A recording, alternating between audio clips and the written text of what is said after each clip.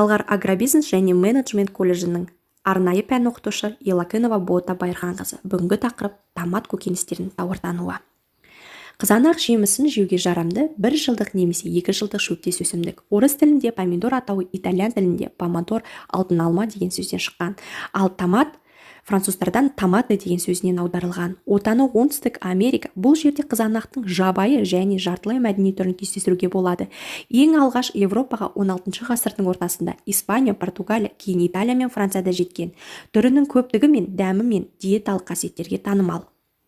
Қызанақ алқа тұқымдас жататын бір және көп жылдық шөптес өсімдік. Оның Қазақстанда 3 түрі өсіріледі.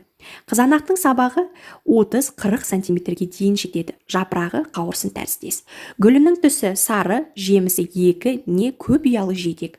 Пішіні әртүрлі. Салмағы 25-500 грамға, кейде 900 грамға дейін жетеді. Қызанақтың қызғылт сарғыш жемісінің құрамында құрғақ зат, органикалық қышқыл, минералды тұздар, С витамині, В, ПП витаминдері жатады.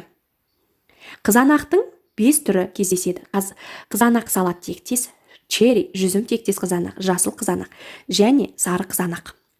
Қызанақтың сақтау түрі жемістің техникалық түрде пісіп жетуі, қабығы әлі жасыл болған кезде алынады. Артықшылығы кеш пісетін сорттарда беріледі. Сақтау үшін шағын тұқым камераларымен тығыз бір орта мөлшерде жемістер таңдалынады. Сыйымдылығы 10-12 шыны пластикалық контейнерлармен тасымалдайды. Қызанақтың сапа көрсеткіші стандарт бойынша мынандай болу керек. Сыртқы түрі, түсі, көлемі, сыртқы бетінің жағдайы, пісу деңгейі, көлемі, мөлшері және салмағы, дәмі мен хош иісі, химиялық құрамы кіреді. Қызанақтың сатып алу қандай түрін алу керек?